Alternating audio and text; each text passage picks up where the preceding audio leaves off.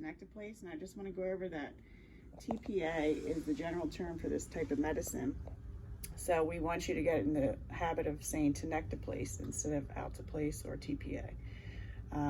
Has a longer half-life, it's easier to use, and you're going to now learn more about it, and then you can mix it and give it. But if you're an RRT nurse or stroke coordinator nurse, stroke alert nurse, you'll be going to the inpatient stroke alerts, and you will be the one, if need be, to mix this product. Over here on this, we talk about it for ischemic stroke, less than 4.5 hours. We switched in January. It is not FDA approved. The max dose is 25 milligrams. The dose we give is 0.25 milligrams per kilogram. And like I said, you would be the nurse in ICU that would mix it at the bedside. It does come from pharmacy. So if it is ordered up in the inpatient, you would get it from pharmacy. Same contraindications as Activase or Alteplase. Same neurovitals frequency as Activase. Same adverse effects as Activase or Alteplase. And in order to give it, our BP must be less than 185 systolically and 110 diastolically. All of this will be determined with the University of Pittsburgh physician neurologist on the teleneuro card anyway. So when you look at your MAR here, we have a sodium flush, Tenecteplase dose, dual sign off. You must administer in the 5 cc syringe and then another sodium flush.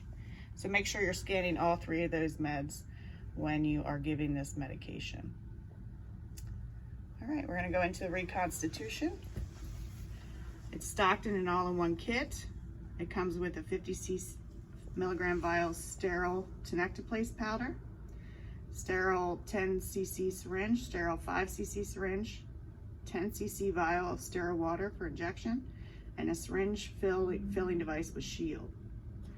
So if we go to the kit, this is what it looks like. It comes from pharmacy, like I said. This tamper-resistant tape would be attached because they put this kit together by adding their card, which shows ischemic stroke dosing and MI dosing. Now remember, stroke is 25 milligrams total dose and MI is 50.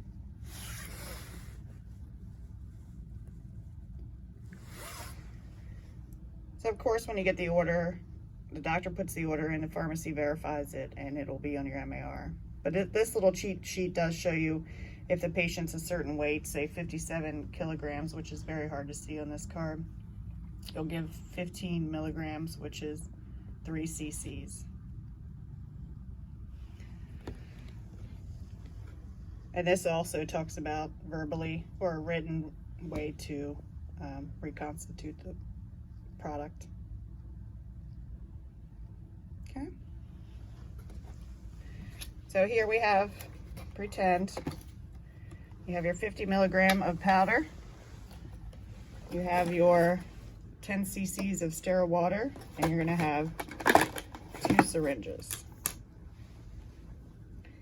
You're also going to need a 2 10 cc saline flushes, and of course a alcohol wipe. So you would pop off the tops of these. You take your 10 cc syringe. This is what it looks like. It's a short little blunt. Wipe off your tops. Draw up your 10 cc syringes, your 10 cc sterile water.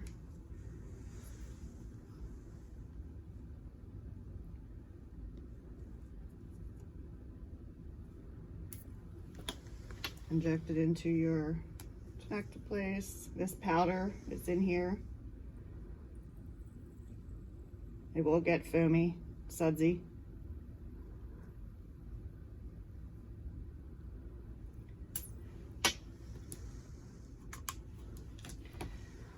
Swirl it. Don't shake. It's supposed to be colorless, pale, yellow, and transparent.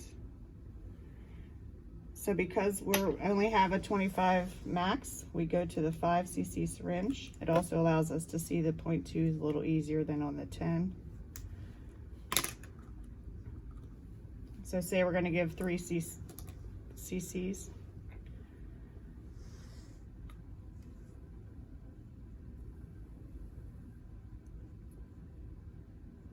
And draw out 3 cc's. And then I'm going to scan my saline. I'm going to scan my Tenecteplase, scan my saline, and then I can give all 3. You got to flush with saline first because this is not compatible with any dextrose containing solutions. Give your Tenecteplase and then flush again. This is a bolus over 5 seconds.